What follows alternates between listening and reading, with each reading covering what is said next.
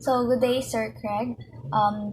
In this video, I will be discussing about what I have learned in grading and reporting student performance. So here are my learning objectives. At the end of the lesson, the learner are expected to describe what is the difference between grading and reporting and identify the characteristics of grading and reporting. So, professional judgments about the quality of student work need to translated into grades and reports. So, judgments are also based on teacher's personal value system, and objectivity is always the goal. In objectivity, it is impossible to eliminate professional judgments in the process of grading. Judgments are made before assessment. So, example, difficulty of the items, content of the test, whether extra credit items will be included. Also, judgments are made after assessments are completed. For example, scoring short answer and essay items. And judgments are made about how to determine final grades. Example, how much to weight each assessment or how to handle borderline scores.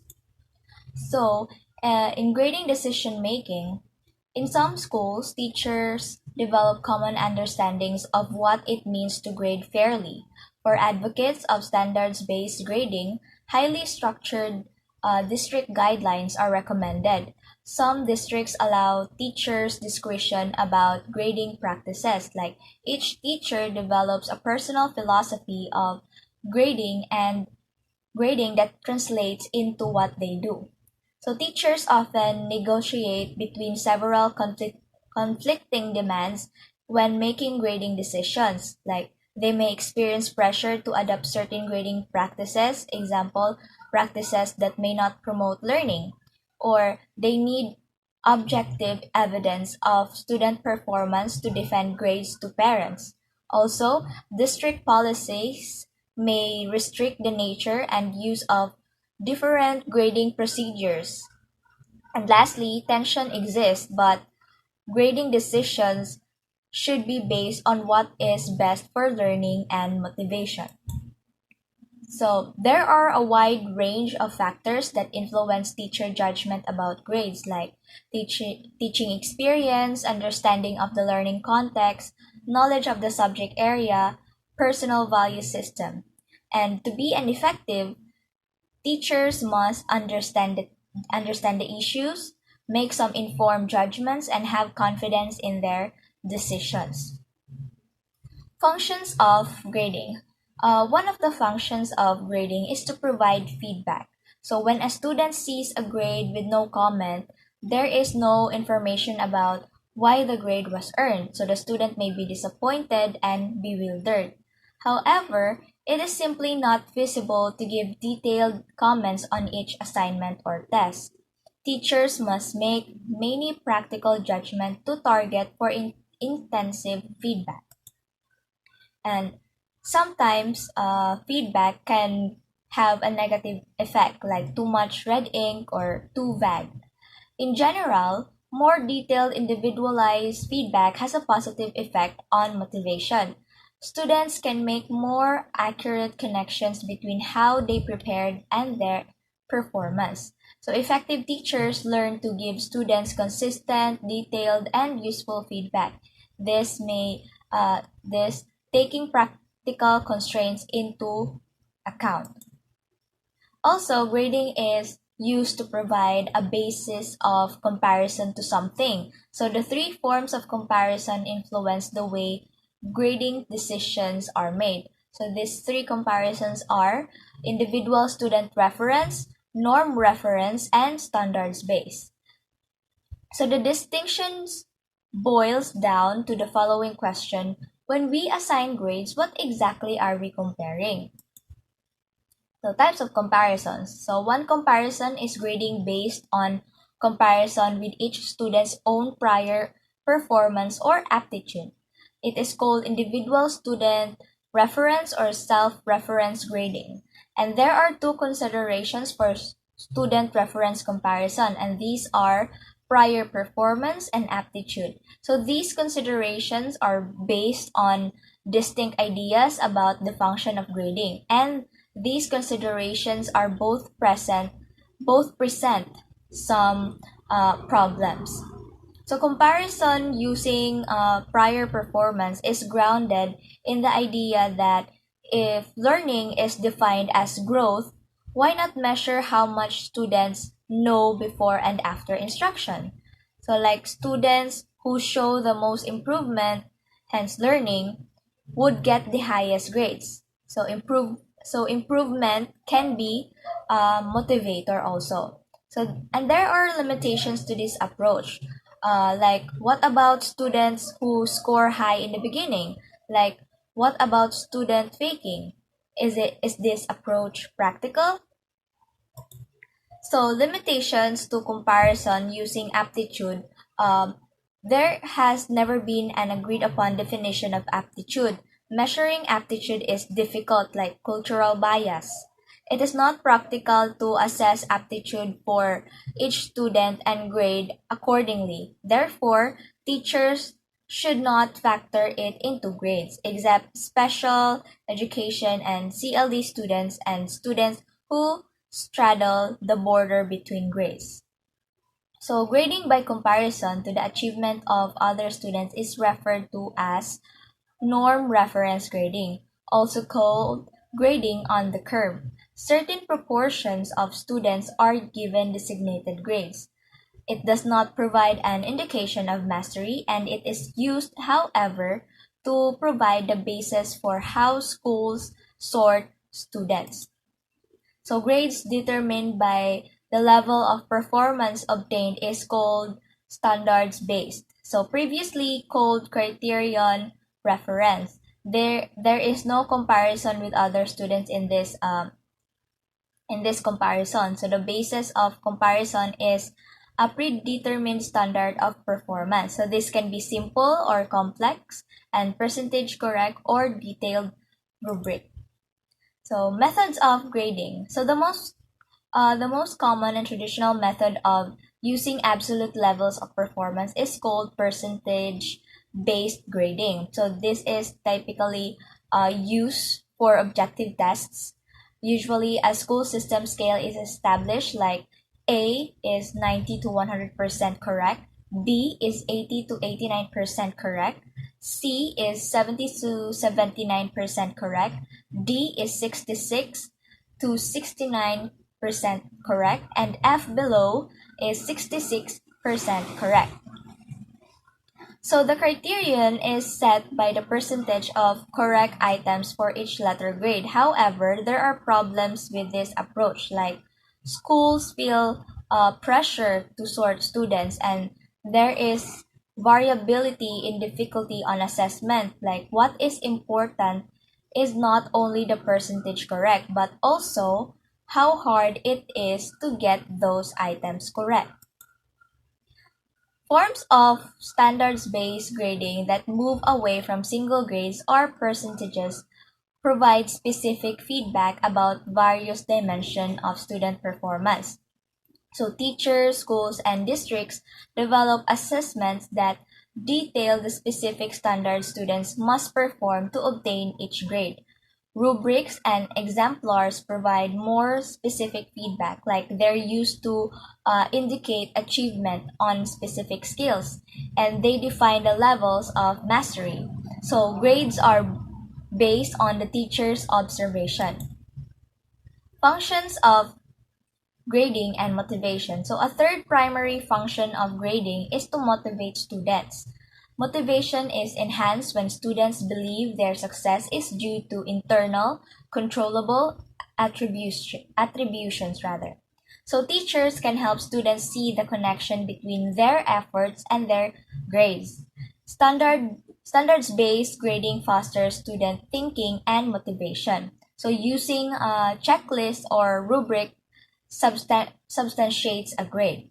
Grades on very easy tasks result in lower motivation, and effort is more important than ability.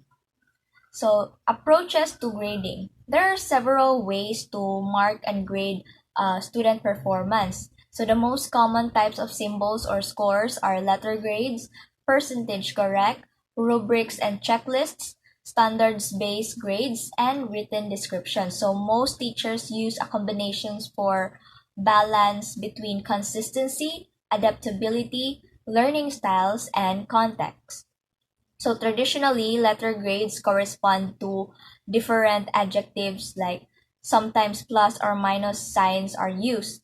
And letter grades are provide a convenient, concise, and familiar approach.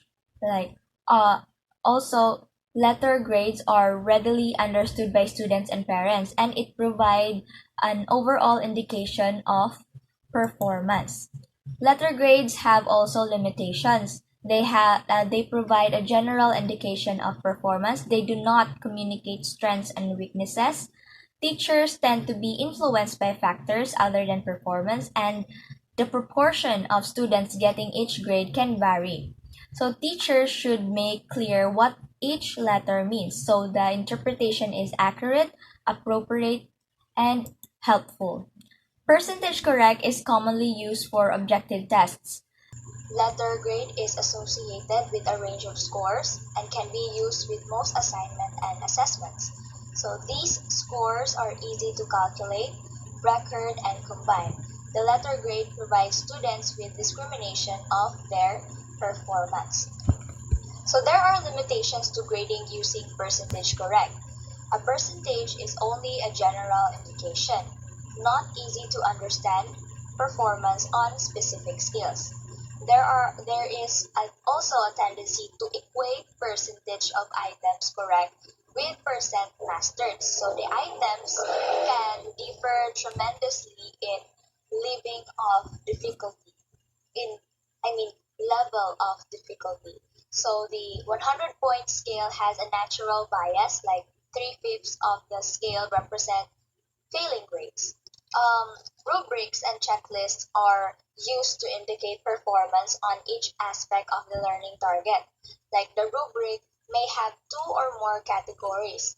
In a dichotomous rubric, a check mark indicates if the student has demonstrated an aspect of the indicator, and other rubrics use scales of performance with detailed description of each step, like checkmark indicates level of performance.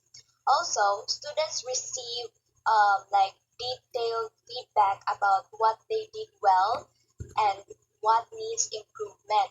So, like rubrics inform students what they need to do to get the grade they want. The the difficulty with rubrics is they take time to develop. So once developed, they are fairly efficient. Only check marks are needed. So standards-based grading can provide meaningful feedback to students and parents. Four steps in the development of standards-based grading have been identified. Number one is identify major learning targets and standards. Number two, establish performance indicators for the standards. Number three, identify benchmarks that indicate graduated levels of proficiency. And number four, develop reporting forms that indicate progress and final achievement toward meeting the standards. So written descriptions can be used in addition to grades. Like the advantage of this approach is that the comments can be highly individualized or point out unique strengths and weaknesses and focus attention on important issues. Also, students appreciate the effort. However, many teachers simply do not have the time, and descriptions can be difficult to translate into grades for report cards consistently and fair. So reporting to parents. So parents play an important role in student learning. So they effectively reporting student progress can help parents to better understand their children and to know what they can do to provide appropriate support and motivation. So reporting to parents can take many forms like weekly or monthly grade reports or phone calls, emails, and letters, newsletters, conferences, or even report cards and online gradebook. Typically, report cards provide letter or percentage grades by subject along with a few teacher comments. And to be effective, the information needs to be accurately interpreted. Like parents need to learn enough to guide improvement efforts. There has been a push to develop standards-based report cards that provide more precise information, like standards-based report cards break grades into more specific standards-based measures. So one approach of the communicating students' progress is to provide some type of ongoing report, like this could be done weekly, bi-weekly, or monthly, or in real time.